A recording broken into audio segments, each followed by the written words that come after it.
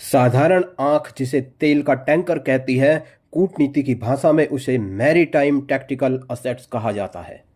लेकिन मोर्चा की नज़र से देखिए, ये कोई साधारण तेल का टैंकर नहीं है, बल्कि पानी पर तैरती वो तबाही है जिसके एक धमाके की गूंज वॉशिंगटन से लेकर तेल अवीव तक सुनाई दे सकती है। इस जहाज की कोख में सॉलिड फ्यूल और घातक मिसाइलें भरी हुई थी। वो कोई साधारण हथियार नहीं थे, वह ईरान के उस रणनीतिक भंडार का हिस्सा थे जिसे बीजिंग के इशारे पर तेहरान की ओर रवाना किया गया था। अमरीकी मरीन कमांडोज ने इसे डिटेक्ट किया और इजरायली इंटेलिजेंस के आधार पर इसे मार्क करते हुए इस पर कब्जा कर लिया। अमरीकी फोर्सेस ने इसके वीडियो को भी जारी किया, जिसमें बताया गया कि एमटी तिफानी, जो कि एक ईरानी शिप था, उस पर कमांडोज भेजकर उसे नियंत्रण में ले लिया गया है। यहाँ सबसे बड़ी बात यह है, अगर इजरायली खुफिया एजेंसी ने समय पर सटीक जानकारी ना दी होती तो अमेरिका को कानो कान खबर भी नहीं होती कि उसकी नाक के नीचे से मौत का कितना बड़ा जखीरा निकल चुका है।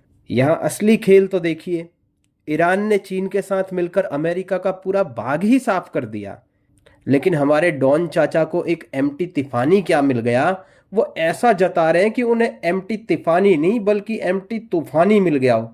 दोस्तों, ये वही केला है जो इस समय चाचा के हाथ लगा है और वो खुशी से फूले नहीं समारे कि चलो कुछ तो मिला है। हकीकत यह है कि जब पूरा बांध ही दरक रहा हो तो अपनी उंगली छोटे से छेद में डालकर पानी रोकने की कोशिश करना इंटरनेशनल कॉमेडी कहलाती है। चीन ने पिछले 12 दिनों में ईरान की झोली में इतना बारूद डाल दिया है कि अब तेहरान को अमेरिका की पाबंदियों से कोई खास फर्क नहीं पड़ता। लेकिन चाचा अपनी इस छोटी सी उपलब्धि का ढिंढोरा ऐसे पीट रहे मानो उन्होंने समंदर जीत लिया हो।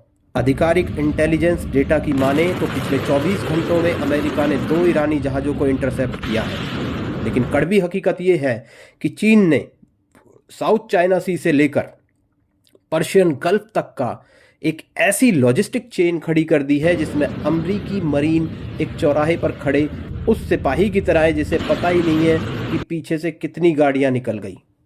चीन का उद्देश्य स्पष्ट है। ईरान के पास जो हथियारों का भंडार 40 दिनों के युद्ध में कम हुआ था, उसे न केवल रीस्टॉक करना बल्कि आधुनिक तकनीकों से लैस करना। रूस की ओर से आने वाले घातक ड्रोन्स और चीन का सॉलिड मिसाइल फ्यूल, ये एक ऐसा गठजोड़ है जो मिडिल ईस्ट की सुरक्षा संरचना को हमेशा के लिए बदलने वाला है। अमेरिका को लग रहा है कि उन्होंने उपलब्धि हासिल कर ली है, लेकिन असल में वॉशिंगटन निराश है, क्योंकि दर्जनों जहाज पिछले 13 दिनों में चीन से चलकर ईरान पहुंच भी चुके हैं। इतिहास ने कई अमेरिकी राष्ट्रपति देखे हैं दोस्तों, लेकिन डोनाल्ड चाचा की वर्तमान रणनीति किसी ग्रैंड मास्टर की नहीं बल्कि एक सट्टेबाज की लग रही है। खुद डोनाल्ड चाचा,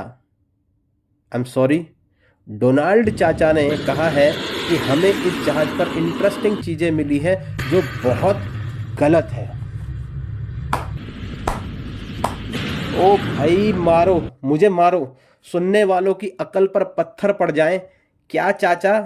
अरे जो चीज़ गलत है वो इंटरेस्टिंग कैसे हो सकती है? जो हथियार कल आपके एयर बेसिस को तबाह करने वाले हैं, क्या वो आपके लिए एक दिलचस्प खिलौना है? यकीन मानिए, इतना मूर्ख राष्ट्रपति आज तक नहीं देखा गया जो एक कम्युनिस्ट देश के सामने ऐसे सरेंडर कर दे।